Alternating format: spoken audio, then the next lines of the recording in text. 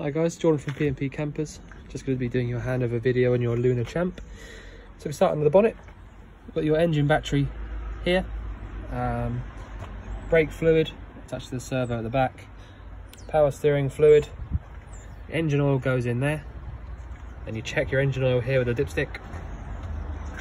Coolant goes in here, and this is your washer fluid. Air filter goes under here, and these are your sort of fuses and relays for the engine. I'll just drop the bonnet a second.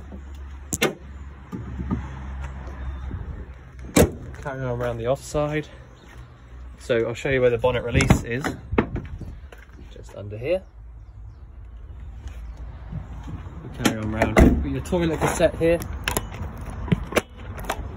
Difficult to do with one hand. So to actually take it out, lift up from the bottom, pull towards you, and then when you do empty it out, you need to hold that yellow button at the back, and you empty it out from here. Close that up. Your hookup point goes in there. You've got space for two 6-kilo bottles in here, which is what it's got. And if you do want to change to butane at some point, if you preferred butane, even though propane is my preferred gas, then you would have to change this pigtail, which has been replaced. To turn these bottles on, you want to turn all the way around to the left for on, so anti-clockwise. And if you remember to go all the way on when you do that, then you'll know that when you go back to it, it'll only go one way, which is round to the right for off. All right, but I'll leave that on for now. Finally, on the outside, this here is your vent for your boiler. So if you were heating up the water via the gas, then you feel hot air coming out from the sides here. Right, so if we carry on around to the other side now, near side, this is your diesel filling point. So you're just going to put your ignition key in there, turn it 90 degrees, and then this will just come out in your hand. And that opens by pushing on the car on the side here. These two vents here are for your fridge. So if you had your fridge on gas, then again you'd feel hot air coming out of the top here. And then finally, on the corner, this is your fresh water filling point. So literally a case of pushing in and round until it stops, and then pop your key in there, turn it 90 degrees, and then this should just spin on its own, and you won't be able to take it out. So if we go on the inside now, I'll just shut that door. Right, so if I open these up so you can see. The nice thing about this fan is there's nothing too technical about it. You know, so once you got the hang of the, got to grips of using it, you won't forget anything. It's nice and easy. So what you want to do when you come into the van, if you want to use it, is pop this button on the right hand side on like so, which basically allows everything and anything to be used via the 12 volt via the battery, leisure battery that is. So once you've got that on, you can leave that on. This button here does your water pump, and I believe, really, even on the hab checks, you don't really do much to do with this, but I think this is a tank heater, this button here. So if we carry on now, so I've got the pump on and the actual main switch on, so all of the lights and all that kind of thing will work now. But this button on the left hand side is a rocker switch. It doesn't actually stay on. So if you click up, then it'll tell you how much power you've got in your engine battery. So currently we've got about 13 volts, which is brilliant. And it's also showing us how much water is in our fresh tank. Okay, so we've got about just under half a tank of fresh water. And if we click down, then we'll see how much water is in, right, 1 second. So if we click down, on the right hand side, it's telling us we've got about 13 volts in our leisure battery. Click up, we've got about 13 volts in the engine battery. And the one on the left hand side is just showing us how much is in our fresh tank, which is what that sign means. And if we need to drain out our waste tank, then it will show us with this light at the top. So the cup with the cross through it is waste. The cup without a cross through it is fresh. Okay, so that was my mistake there. It only shows you, this dial here is only showing you how much water is in your fresh tank. All right, So once you've hooked up, you can use all of these sockets around the van. All of the hobs, they don't have their own ignition, so you will need a lighter of some sort or a clicker, but they all work, and all the thermocouples would have been checked on the hab check. So if, for example, you light any of these up and somehow the wind or someone blows out the flame, the gas will stop itself from coming through. So it's impossible for the van to fill itself up with gas from these, or in fact from any of the appliances, because they've all got thermocouples on them. So next we've got the fridge. So again, super easy to use. On the right hand side, this is basically just a dial to choose how powerful you want it to, you know, use any of the ways of cooling it down. So you can leave it sort of in the middle, it doesn't make a huge difference.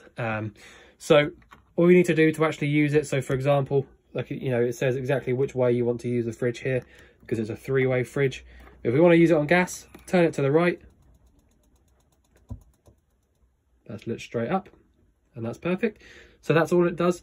So it will flash when it's igniting, and once it's lit, it will stay nice and solid like that, solid amber. You do hear it as well. If you, I'm not sure if you heard it on the video, but if you were here doing it, you can hear it light up and you can hear it igniting. So that's all you need to do. If you want to use it on gas, that's it. Obviously, make sure your bottle's on. Come in here, switch it on. That's all you need to do. You have got a lock on the top of your fridge. So if I show you, close it up and then lock it across like that. Yeah, other way to use the fridge. So if I switch it off now and go down to 230, it won't work because I've not got a hookup cable plugged in. But if you did, that would shine up green. And then at the moment, you know, if I had a hookup cable in, then currently it would be cooling the fridge down via the element in the back. But like I said, that'll only work if you've got a hookup cable plugged in. And by the way, these top two here, so gas and 230, these are the two main ways of cooling the fridge down. They both work equally good. I mean, personally, I would say that the gas works a bit faster, but they're equally as good. And then finally, if you clicked it down to 12 volt, when you start the engine up, you get this light up as well. So the 12 volt side of it won't get it cold on its own. You do need to get it cold first on either 230 or gas. But once you have popped it down to 12 volt and your engine is running, then it will start cooling the fridge down via the 12 volt. Okay, so like I said, you need to get it cold first, either gas or 230, sorry, and then switch it down to 12 volt for just whilst you're driving, and that'll keep everything cold in the fridge. But you know, it won't get it cold on its own. So next up, we've got this, which is your fridge and not fridge, oven and grill, sorry. So the light's on at the moment, I'll switch that off. So let's just see. Yeah, so this is different. So this has got an ignition. So if you click in here, it will start to ignite. On the actual dial itself, it has got a little diagram, but basically if you turn this dot here to the right, then you'll get grill. Turn it to the left, you'll get oven. Okay, so it's literally just like that. And once it's lit up, you'll know, because when you lit up on this, then it will stay lit. So we just show you that. So that's lit up there at the moment. Hold it on for a minute. I've lit up now and it's stopped clicking. All right, so that's how you use the grill. And the oven is exactly the same, it's just the other way. So if we click around like that, hold it on for a sec, then let go. And that's how you do that. Nice and easy. And then switch it off just by going to the middle, and then make sure your flames are out. And just, you know, if you have had it on for a little while, then just leave it like this for a little bit. And another thing to mention as well is if you do find that you can't open it up, it's just because of this little tiny bit here. It's basically a travel catch, so it won't open up when you're driving. So you just need to push up and then pull towards you, and that's it. Okay, so cutlery drawer under there. So I've got the pump switched on. It's got a submersible pump in here. So essentially it means that the pump will only run when you pull the taps, all right? It doesn't work via pressure. So just like so, if I pull the tap now, you can hear it running. The water will come through. There is a little bit of air in the system at the moment. If I go around to hot, make sure that there's enough water in the boiler. which will eventually come through. There's just air in them at the moment. But basically that's what you need to do. So every time you come into the van, you want to turn those two switches on up there like they are at the moment, like so. And then you want to pull your hot water through until it starts coming through nice and smooth. And that means that there's no water in your boiler, there's no water in the system. No air in the boiler, no air in the system. And once you know there's no air in the system, that means you're good to go on using your hot water, which I will show you in a second. Let me just make sure there's nothing else to show you in here, which there's not. Right, so the hot water works on these two dials down here. Okay, so the button on the left hand side, the green switch, is purely for heating your water up on electric only, and that will only work when you've got a hookup cable plugged into it. Okay, so once you use your hookup, or pop your hookup in, then you can come in here, switch this button on, which will only light up once it's hooked up, but that will start basically heating your water up via the element inside the boiler. And then the one on the right hand side is how to warm your water up via the gas. And if I just show you how to do that, you can choose sort of 50, 60 degrees, or you know, whatever you like, but that's sort of about right. It's plenty hot enough. Click down like that, and then you hear the solenoid click, and then it will light up. All right, and that is literally all you need to do to heat your water up on gas. It has got a sort of a thermostat inside it as well, so it will turn itself off when it needs to. It won't just keep on going and going and going. When it gets to the temperature, it will switch itself off. But obviously, you know, switch it off before you're going to go anywhere or leave the van, for example. So that is lit at the moment. So at the, you know, currently that is starting to warm the water up inside the boiler. So switch off. That's it. That's your hot water, all just there. Your heating, again, super easy. On the right hand side is a dial for your fan. So if I click, I wouldn't worry about the A, by the way, just, you know, from the start. It's pointless if you ask me. Just click it to the left, and then you can choose how powerful you want your fan blowing the air around, which will blow the air around these vents around the van. Okay, so you'll feel air pumping out through those holes. The A, just so you know, the A is automatic, auto, and it literally tries to choose the right setting for the fan, but I really don't see the point in it. You can just literally click to the left and choose exactly how powerful you want it pumping around. It's much easier that way. So to actually get it to light up, there's no igniter. You don't have to click anything. All you need to do is turn it around. So at the moment, nothing's happening. As soon as you push in and look through this little hole, so you can see it already, it's lit up. So you're in a pilot flame at the moment, so leave it a few seconds, and then this is what you want to do. You want to lift up, and then turn it around. Okay, and that's it. So it will do that every now and again. So you see it's sort of coming on and off. So what you need to do is click in, and you see it's lit again nicely on the pilot flame. And just do that a couple of times, all right? So just lift up.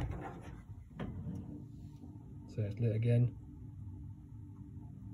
Okay, and until it stays on nice like that, like it is now, then you can leave it alone, and then you can put your fan on and pump the hot air around. But like I showed you just then, it does do that every now and again. That's just because of a bit of lack of use, really.